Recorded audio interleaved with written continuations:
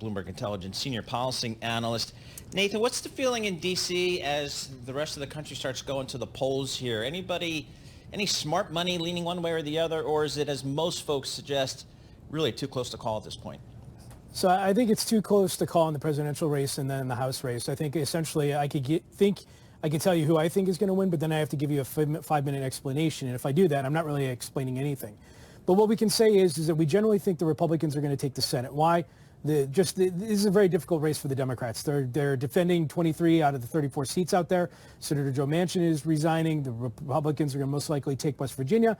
They could potentially take Montana as well. You know, Senator Jon Tester is not doing so well there in the polling wise. But why does that matter? Well, it means that if President Trump wins, a deregulatory effort can happen much quicker. And if Kamala Harris wins, it means the Republicans can effectively block or jam up a lot of her nominees for their own regulatory efforts. But just on the main thing of who's going to win the race, we're going to have to wait until tonight.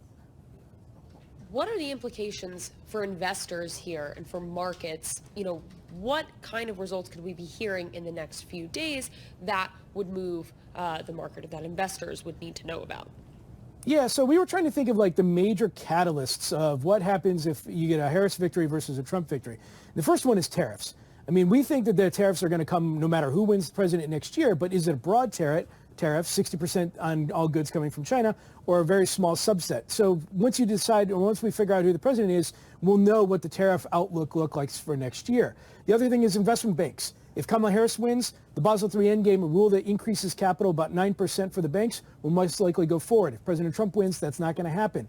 The Inflation Reduction Act, mostly cemented if Kamala Harris wins, could be tweaked. So if you have exposure to renewables and the renewables industry, that's something to keep in mind. And then the last thing is that if the Republicans have a great night and take the House, the Senate, and the presidency, then the opportunity for reconciliation for massive tax reform next year, think multi-trillion-dollar tax reform at the tail end of 2025, that comes to play if the Republicans have a great night.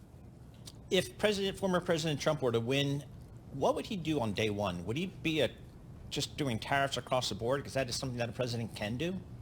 Yeah, so, you know, President Trump, if you look at the executive orders, now our view is that I'd say about 85% of executive orders are symbolic in nature. It's a fancy way of the president picking up the phone and directing to his or her staff, do something either the legislative route or the regulatory route. But the power of the presidency is more powerful than that other 15%, and that's national security, foreign relations, tariffs, and trade.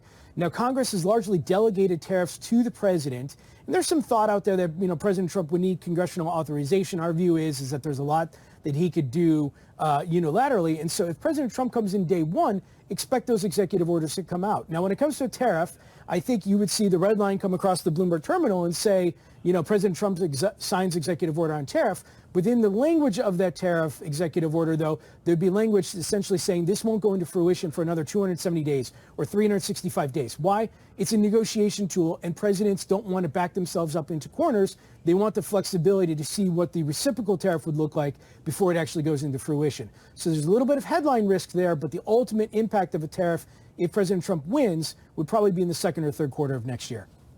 And Nathan, what are you going to be watching for policy-wise with the lame duck president if we do find out a winner, let's say, this week or even next week? Yeah, you know, it's hard to believe we're talking about lame duck, but Congress comes back next week. And so there are a couple of things that the lobbyists around town are all loving to see if they can get this attached. Because remember, we have a government funding fight coming up in December. Now, there's two things that we're really looking on. First is stablecoins. Now, there's this idea that there's a stablecoin bill that get passed during the lame duck. I may be a little bit out of consensus. I don't think it's going to happen. I think they're going to push the can to 2025 because lame ducks are always optimistic from the lobbyist perspective. But when the reality hits and most people just want to go home because the election's over, they usually don't tend to have much outs there. The other thing I would just note is Senator Dick Durbin of Illinois will most likely try to reattach his bill called the Credit Card Competition Act. If you've flown through LaGuardia, New York, you may have seen the ads about this bill taking away credit card points associated with airlines and so forth like this. This would open up competition in terms of networks on credit cards. Again, some headline risk there. I don't think it's going to happen, though. I think, again, they'll get kicked to 2025, but certainly something we have to pay attention to. All right, Nathan, thank you so much. We appreciate it. Nathan Dean, he's a senior policy analyst for Bloomberg Intelligence. He's down there in Washington, D.C.